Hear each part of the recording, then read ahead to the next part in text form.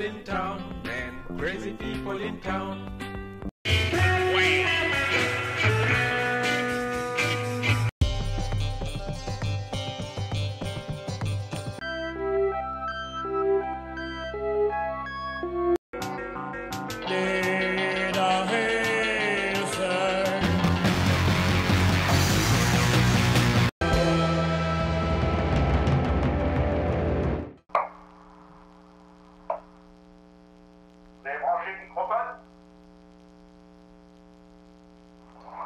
Ok, donc pour attaquer, quand, comment et pourquoi as-tu démarré Born-Bad? Alors j'ai commencé le label en 2006, suite à un licenciement. J'étais auparavant directeur artistique chez EMI aux éditions. J'étais déjà bien dans la crise du disque, la fameuse. Donc j'avais besoin de rebondir en essayant d'aller au bout de mon idée de ce que devait être un label. Et pour pas rester sur ce semi-constat d'échec, voilà. Parce que moi j'étais là pour signer des groupes et très souvent je me rendais compte qu'en interne j'étais pas forcément suivi et que finalement la direction financière avait un ascendant sur moi que j'avais pas imaginé. Après il y avait toujours un peu en filigrane ce cynisme de considérer que les gens ont tendance à écouter des choses, allez, on va dire le mot, de la merde, donc on allait leur donner de la merde et ça c'était des choses que j'avais du mal pas à gérer, mais qui me rendaient finalement un peu triste et qui m'ont plongé dans une espèce de dépression un peu molle, où j'étais là avec un bon salaire, un beau bureau, à ce poste socialement plutôt prestigieux, et dans lequel j'arrivais pas du tout à m'épanouir, et dans laquelle je me faisais un peu chier, et sans comprendre ce que je faisais, j'avais énormément de mal en fait à donner du sens à mon travail. Et quand, voilà, le sens, hein, c'est indispensable, quoi. Et comme toutes les choses que tu as beaucoup fantasmées, quand tu découvres une réalité qui n'est pas à la hauteur de tes espérances, t'en es toujours un peu chamboulé, parce que tu te dis, voilà, là j'ai 30 ans, je suis arrivé professionnellement et ça me convient pas. Qu'est-ce que je vais faire de ces putains de 40 années à venir? Et c'est comme ça que je me suis retrouvé à aller voir mes amis de Born-Bad, à savoir Yvan Lozac et Marc Adolphe, en leur proposant de plutôt que de faire JBIO Records, Born-Bad Records, et voilà.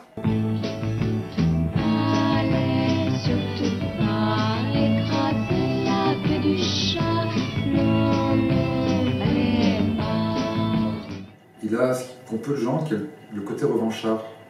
Quand tu l'as, tu l'as. Quand tu as la colère, tu l'as en fait. Et je pense que c'est quelque chose qui l'habite en fait. Il y a un truc de revanche à prendre qui est un feu qui continue de brûler de toute façon. Enfin, tu vois, c'est ad lib quoi, tu vois. Enfin, revanche sur quoi? Sur l'industrie musicale? Je ne vais pas dire revanche sur lui, mais je trouve qu'il y a toujours une colère chez JB, mais qu'il exploite de façon hyper créative.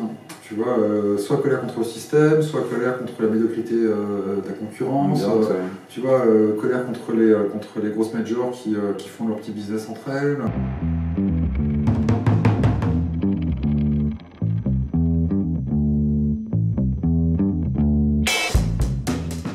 Comment tu définirais la ligne éditoriale de Born-Bad entre l'aspect réédition, compilation et l'aspect sortie de groupes émergents? J'étais parti, ma première sortie ça a été Frustration, qui à l'époque, Born-Bad avait cette image, on va dire, très rock'n'roll, je vais pas dire premier degré, mais sur rock'n'roll, banane, bagnole américaine, bagarre au couteau, un peu dur, dur. Et voilà, le truc un peu à la Jane Vincent, Cramps.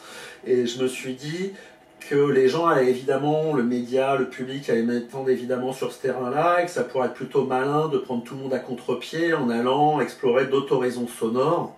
Donc c'est ce qui s'est passé en sortant Frustration, qui était un groupe plutôt post-punk, cold wave. Maintenant, désormais tout le monde en réécoute de nouveau, mais c'est vrai qu'en 2006, c'était un genre tombé un peu en désuétude. On était même les premiers étonnés du fait que JB le produise en fait. Mais j'en suis encore étonné, et j'en suis encore étonné de la puisque ça fait plus de 10 ans en fait, ça fait 10 ans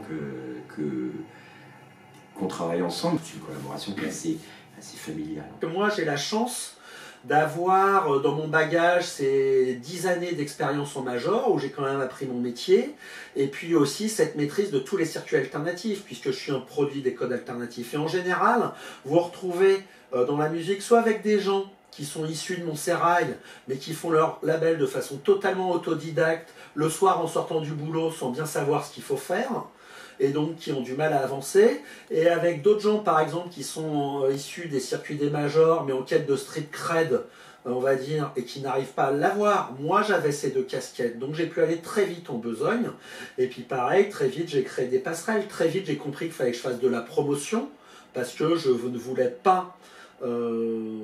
j'ai toujours défendu une ligne artistique radicale. J'ai jamais demandé à mes artistes de galvauder leur musique pour pouvoir séduire les médias.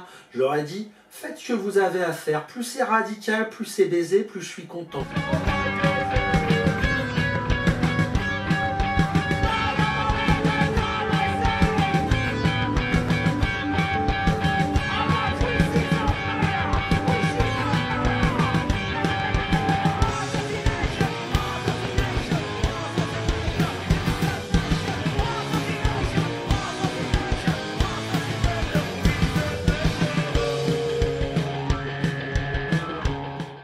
Born Bad a montré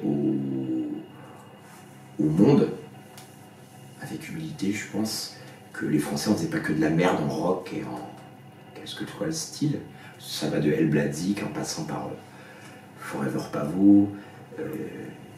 Et les gens sont pas dupes non plus. Si les petits surdoués de la femme ont voulu travailler avec JB, c'est pas uniquement pour se choper une légitimité dont ils auraient absolument plus besoin maintenant. C'est qu'il y a une espèce de truc de...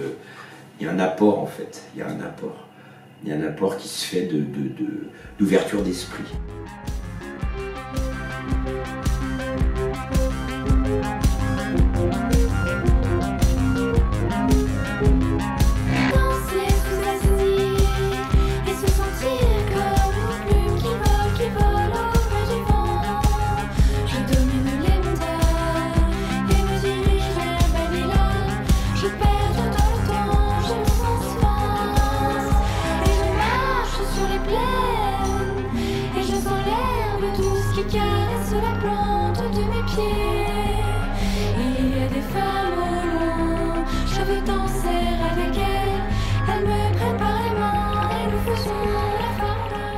Tout de suite j'ai considéré, c'était aussi de se mettre en danger et que la mise en danger passait aussi par une espèce d'ambition. Je dis pas prétention parce que mon label n'est pas prétentieux, mais je crois qu'il est ambitieux. J'ai cette volonté de tout niquer. Je veux que les groupes du label prennent de plus en plus de place, c'est ce qui se passe. C'est-à-dire qu'on occupe du terrain dans les salles de concert, les groupes jouent tous énormément au bon endroit parce qu'il n'y a pas de raison qu'on n'ait pas nous non plus le meilleur. Et que ça soit pas tous ces groupes, souvent pas très bons, mais qui savent actionner ces leviers, qui est le monopole de tout cela.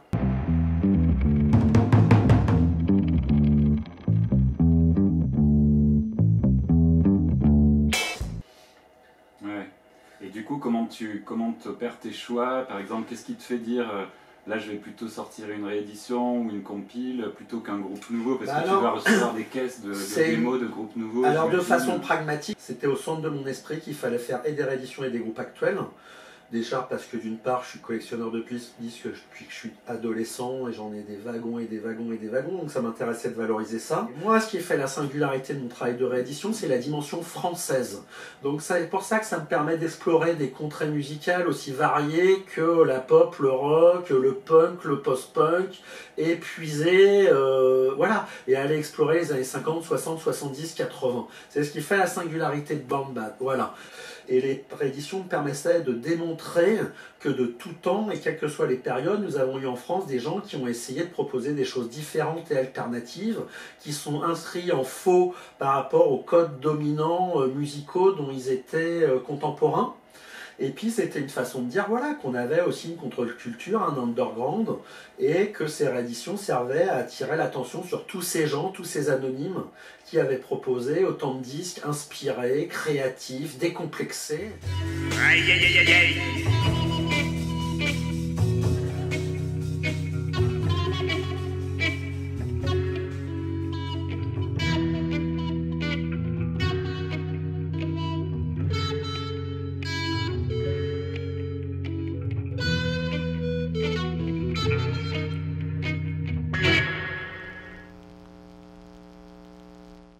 J'ai aucun problème à ce qu'on n'aime pas les disques que je sorte. Et je ne pense pas que les disques que je sors sont meilleurs que d'autres disques. Je ne pense pas que Band-Bad est un meilleur label que d'autres. Band-Bad, c'est juste la vision d'une personne, la mienne, qui est portée par un travail de longue haleine. Et la reconnaissance de Band-Bad, c'est aussi le triomphe du travail. Band-Bad, c'est 15 heures de boulot depuis 10 ans, tu vois. Et moi, ce que j'aime à dire avec Band-Bad, c'est que voilà, je suis un acteur parmi d'autres du développement d'une scène locale. Et je pense qu'on n'a d'ailleurs jamais connu une période aussi faste en France pour la musique alternative, que ça soit la pop, la rock, la musique expérimentale ou la noise. En ce moment, c'est sidérant le nombre de bons groupes qu'on a, quoi. On n'a jamais eu ça. N'en déplaise aux vieux schnocks qui passent leur temps à se gargariser des années 80.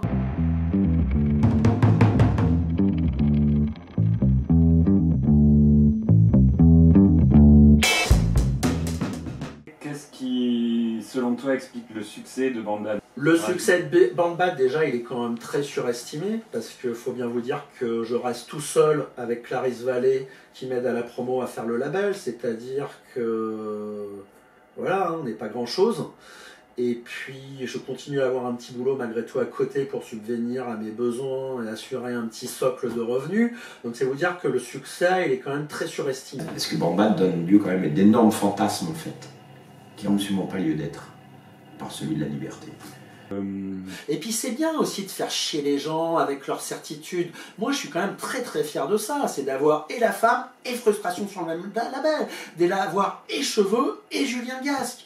Et je pense que ça, voilà, ça a un certain panache et c'est quelque chose dont je suis très fier, c'est d'obliger, c'est de faire coexister tout ce beau monde et d'imposer ça aux gens, tu vois, et de les obliger aussi à repousser leurs propres limites.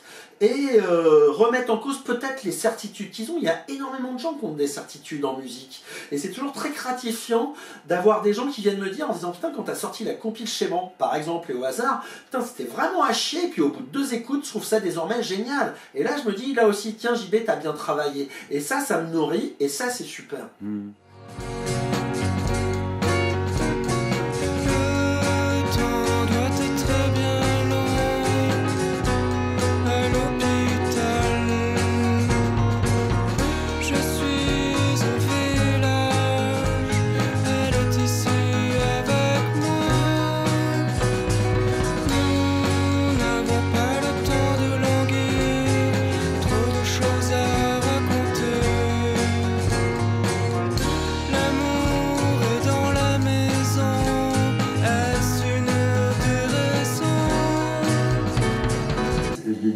Esthétique aujourd'hui sur Band-Bad qui est hyper dur à définir. C'est quoi? C'est Gasque, c'est Frustration, c'est El Blasique, tu vois, enfin c'est... tu sais plus en fait. Dans les labels que j'ai pu voir se développer à Paris, je citerai personne, c'est pas le but, mais t'as le moment de win où tu sors un truc qui marche, le truc qui marche, les gens des médias commencent à te voir et tout ça, et puis t'as toujours la courbe descendante qui arrive assez vite en fait, ça dure 4-5 ans, et puis on passe à autre chose, et c'est cyclique. Band-Bad ça fait 10 ans, et je trouve que les dernières années sont meilleures que les débuts quasiment, tu vois. De mon point de vue esthétique à moi, il a vachement ouvert le filtre. On n'est pas enfermé dans quelque chose de précis. C'est-à-dire que dans Band-Bad, il n'y a pas que des groupes post-punk, il n'y a pas que des groupes garage ou quoi que ce soit. Ça nous permet de découvrir d'autres choses en fait. D'autres choses. Nous, quand on voit Cheveux sur scène, je ne ferai jamais du Cheveux. Il établit des espèces d'interactions entre les groupes, ce fait qu'on s'enrichit mutuellement sans se copier en fait. Après, par rapport à d'autres, j'imagine que c'est évidemment ma politique de signature. C'est la résonance évidemment aussi dans les médias que le label puisse avoir. Je pense que je sors des bons groupes, il faut dire ce qu'il y a aussi, quoi. Je sors des gens qui ont du talent, donc ça aide aussi à être reconnu.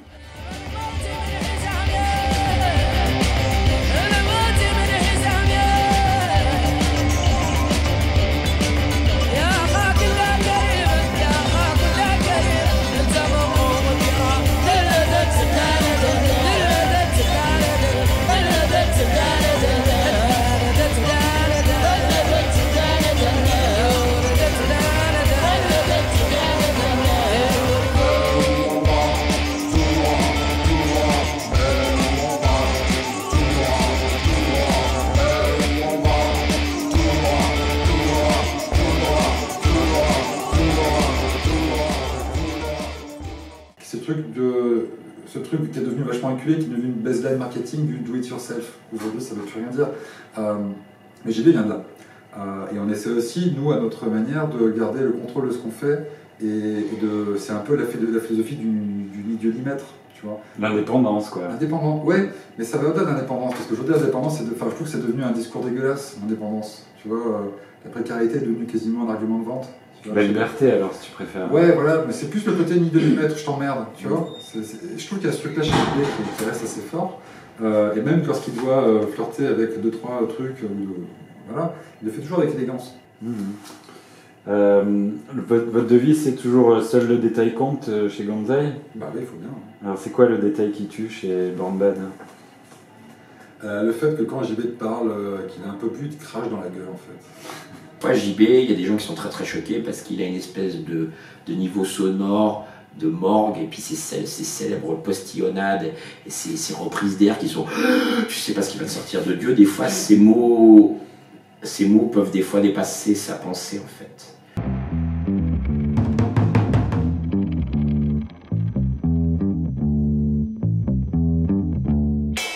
Et justement, dans le boulot, comment vous travaillez ensemble? Est-ce qu'il écoute des maquettes? Est-ce qu'il vous conseille? Est-ce qu'il vous critique? C'est beaucoup plus simple que ça. On va en studio quand il y a assez de morceaux. Donc quand on est juste, si on en veut 10, quand on en a 9, 12, au moment où on sent qu'il faudrait quand même y aller, on y va. JB est là en studio quasiment tous les jours. Parle peu, JB est pas très très bon musicien. Des fois il a des... C'est super parce que des fois il redevient simplement le fan de musique et d'acheteur de disques qu'il est, en fait. Il n'est pas dans une espèce de truc mais c'est nous imposer producteur gourou. C'est pas... Il n'arrivera jamais avec un pistolet pour nous menacer comme firent certaines personnes des années 60 ou 70. Par contre, JB, quand il n'aime pas quelque chose, il sait le dire et il sait revendiquer que l'amélioration de ce pourquoi il n'est pas content, il mettra la main à la poche. J'en veux pour exemple, pour Empires of Shame, notre dernier album, il n'était pas satisfait. Quelques personnes avaient fait des remarques sur mon accent en anglais, qui n'est toujours pas parfait. Et JB m'a dit, il faut qu'on le fasse. J'ai refait les 10 en studio, c'est pas gratuit. Et JB n'a absolument rien dit au niveau de la rallonge qu'il fallait mettre. Ce qui est marrant par rapport à la partie label, c'est que le jour où on s'est dit qu'on allait monter entre guillemets un label, parce que pour moi JB est un vrai label au sens où il produit. Ce qui n'est plus le cas de beaucoup de labels aujourd'hui en France. Mettre du pognon sur la table, d'aller en studio et de peut-être claquer 15 000 balles sur un disque de je sais pas qui, tu vois. Nous on fait pas ça. On va dire label entre guillemets. Label management, tu vois. Mais bon bref, le jour où on a pensé à sortir des disques, qui j'ai appelé JB. C'était il y a 3 ans je crois, et on a passé 1 heure au téléphone, il m'a expliqué toutes les combines. Quand je dis toutes les combines, c'est tout ce qu'il fallait savoir, tout ce qu'il fallait pas faire, et c'est en ça que je parle aussi de parrain, c'est que lorsque tu prends le temps, déjà de son côté, et que tu prends le temps de discuter avec lui, il te transmet. On a fait des bagnoles et puis des bécanes ensemble, et on continue à se voir en dehors, enfin, c'est quelque chose de lié. Mais il n'y a pas de copinage en fait. Ouais. Le copinage ne se fait que dans le fait qu'on signe absolument rien. C'est-à-dire que même si... Pour des signatures, quand même, comme on sort quand même un certain nombre d'exemplaires maintenant, on est tenu, pour le confort de tous, de passer par des avocats, uniquement parce qu'il faut le faire en fait. Mais tout le début du label, je faisais pas évidemment de contrat, parce que voilà, mais quand je signe des contrats, en fait, je ne signe des contrats que sur le disque dont nous sommes en train de parler.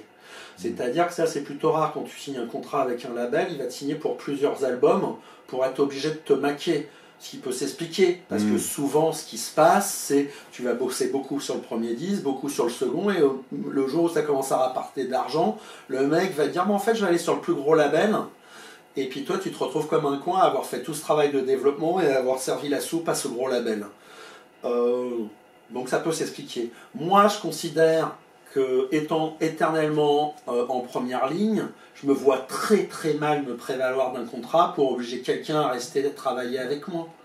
Pour moi, ça n'a pas de sens. Ouais. Je préfère que les gens restent travailler avec moi parce qu'ils estiment que je travaille correctement, parce qu'ils estiment que je les respecte, parce qu'ils estiment que je suis correct. C'est beaucoup plus gratifiant. Alors ça me fait prendre des risques.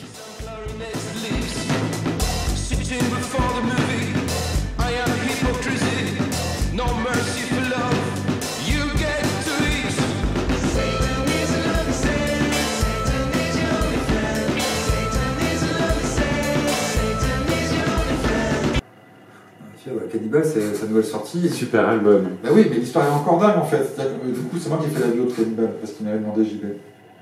Je leur dis comment vous avez rencontré JB.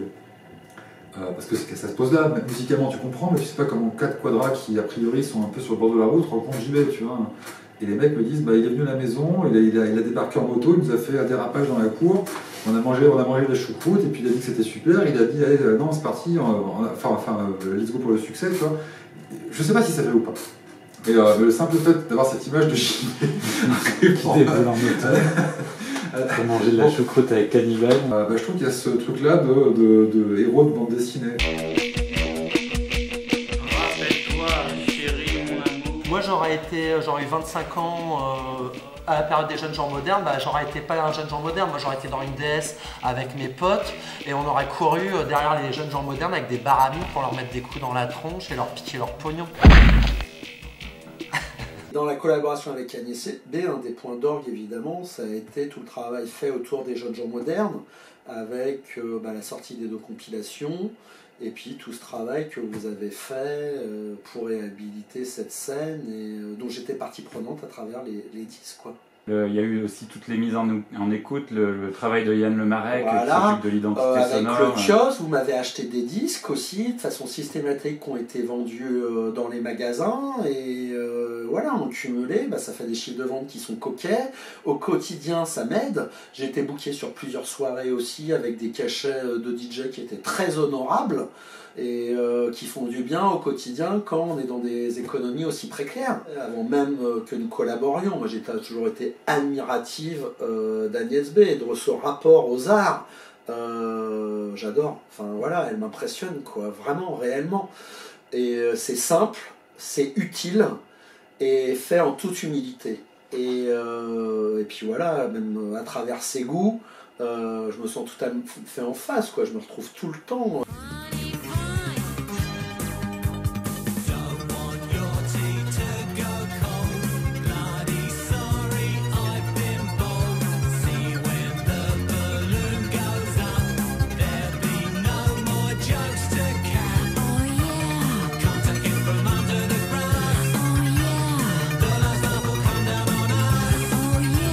Est-ce que tu peux nous dire 2 mots de cette expérience en 2007 quand on était partis ensemble, donc avec Frustration, Ponyox, de Pénélope, jouer à PS1? C'est évidemment des super souvenirs. Évidemment, si Agnès B n'avait pas été derrière nous, les projets ne se seraient pas faits.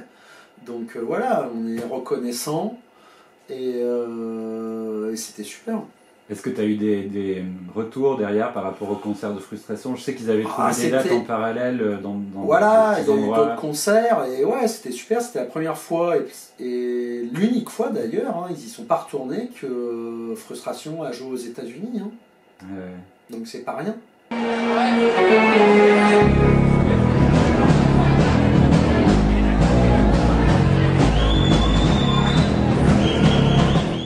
À New York, au musée d'art moderne de New York, t'étais là, Yann était là, 5000 personnes. PS1, warm-up. PS1, warm-up. Et je me souviens le matin, rentrant à 7h du matin avec Samy, sa main posée dessus, bon il se souviendrait plus de moi maintenant, la main un peu sous, il était 7h du matin rentré, qui m'a fait « Fabrice, ne me perds pas, je suis une personne âgée ». Et je me suis regardé, j'étais en New York, avec le chanteur de Minimal Compact qui me tenait par le bras comme ça. Lui s'en souviendra même pas, je pense. Et je me dis, merde, je suis quand même avec le chanteur de Minimal Compact dans la rue et on vient de faire quelques dates à New York. Et la deuxième anecdote que j'ai, qui est celle d'un petit mec de banlieue, c'est ma mère, quand je lui ai dit qu'on partait à New York, tout frais payé avec Agnès B, elle m'a dit, mais c'est marrant parce que la dame, elle s'appelle comme la dame des fringues. J'ai fait, mais ça s'appelle pas comme la dame des fringues, c'est la dame qui fait les vêtements en fait. C'est la même. Et ça m'a donné, pour ma part, en tant qu'encore une fois que 5e du groupe, ça m'a donné un deep, ça a crevé un énorme abcès de crédibilité que je pouvais avoir avec mes géniteurs en fait. D'un seul coup, on n'a pas compris comment cette personne dont on entendait parler à la télévision pouvait donner un petit peu de sous pour emmener des branques, faire des concerts à New York. Des musées d'art moderne de New York. Elle me dit, mais c'est gros comme musée? Je dis, oui, c'est gros.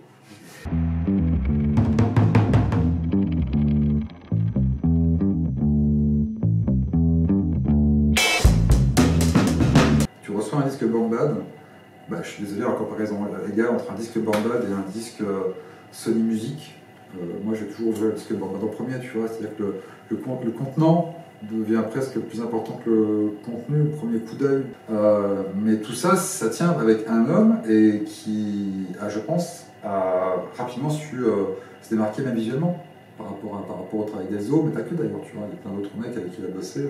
Frustration, ils ont aussi un graphiste attitré, non, je crois. Baldo, ouais. Ouais, Baldo, c'est vrai. L'épisode de... Enfin voilà, mais tout ça, ça mériterait une exposition partout en France, dans toutes les snacks, tu vois, ne serait-ce que juste visuellement. Et du coup, la différence que je vois entre des petits chefs de projet, parce qu'il y a aussi un pléonasme, des maisons de disques, et JB, ben, c'est la vision artistique que pouvait avoir un Jacques Kennedy ou un Eddie Barclay.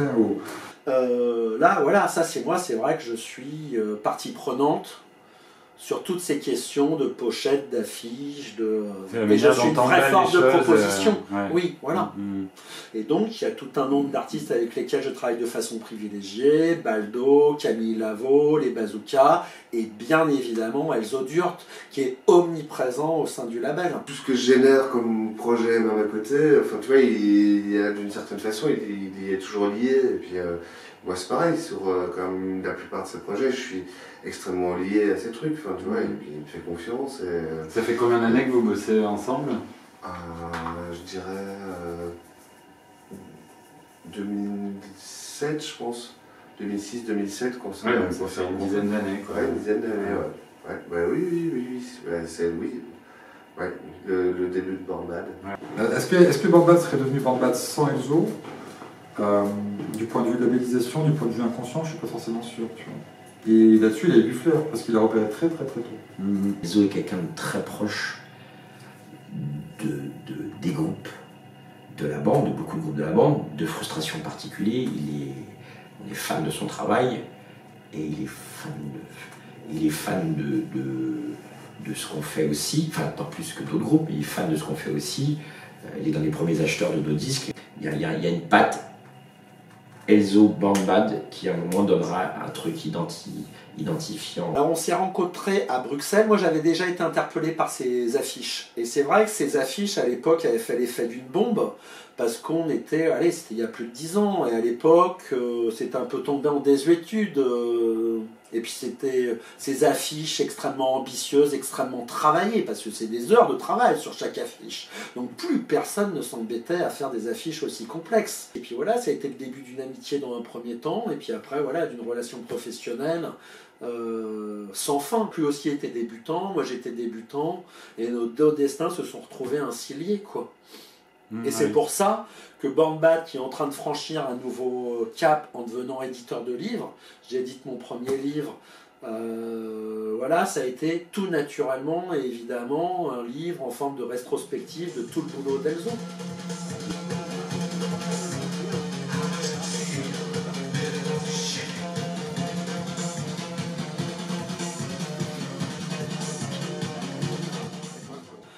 Une pochette d'Elzo, tu la vois, une affiche d'Elzo, tu la vois, ça te pète à la gueule.